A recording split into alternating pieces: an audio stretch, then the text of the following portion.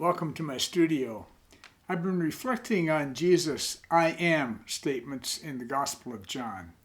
Jesus uses this many times in the Gospel of John. He says, I am the bread of life. I am the light of the world. To the woman at the well, he said, I am he, meaning I am the Messiah. She said, I know the Messiah is coming. I am is a significant statement because it's a reference to being God himself. And today I'm reflecting on another I am statement that Jesus made when he says, I am the gate for the sheep.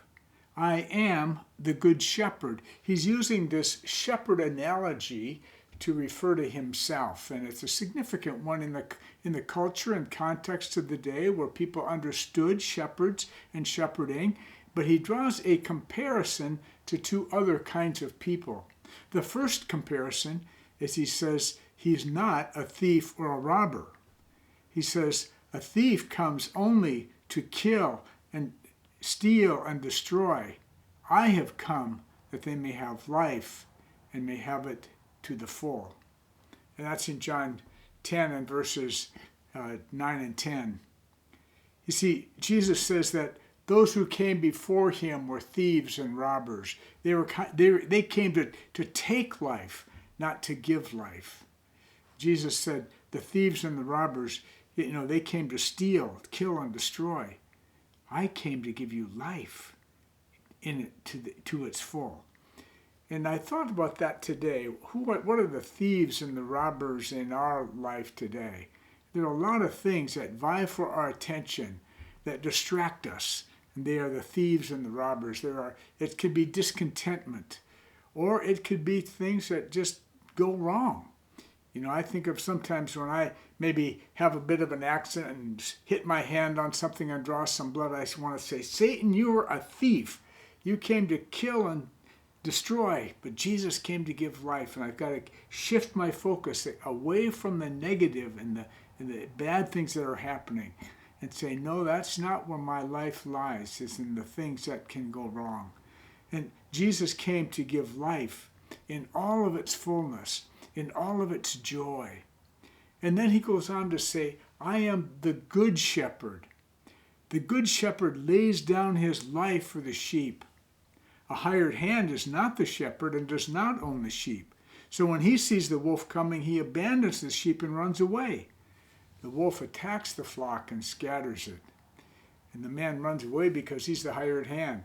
And so those are the verses that follow in John 10, 11 to 13. And he's saying, I'm not like a hired hand that doesn't really care for the sheep. I truly care for the sheep. And so I was thinking, well, what do the sheep need?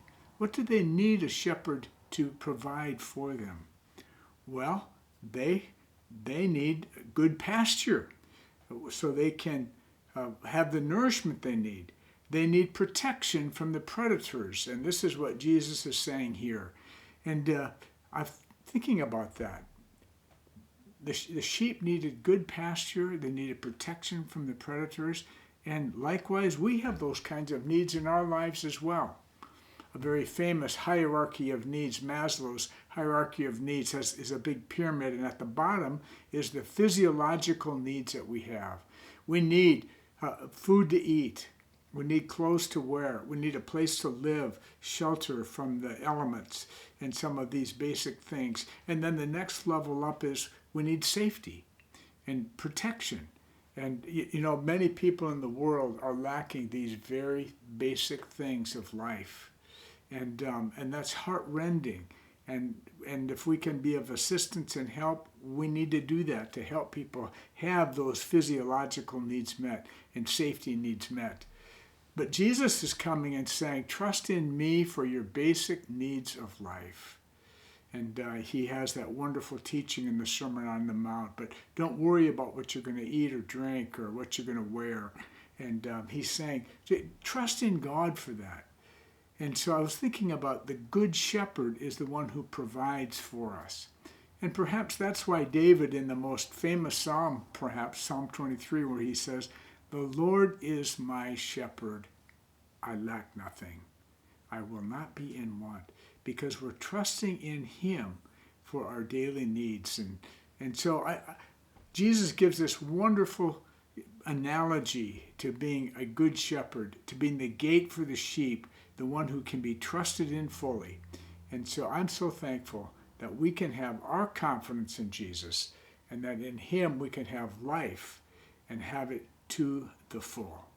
May God bless you today.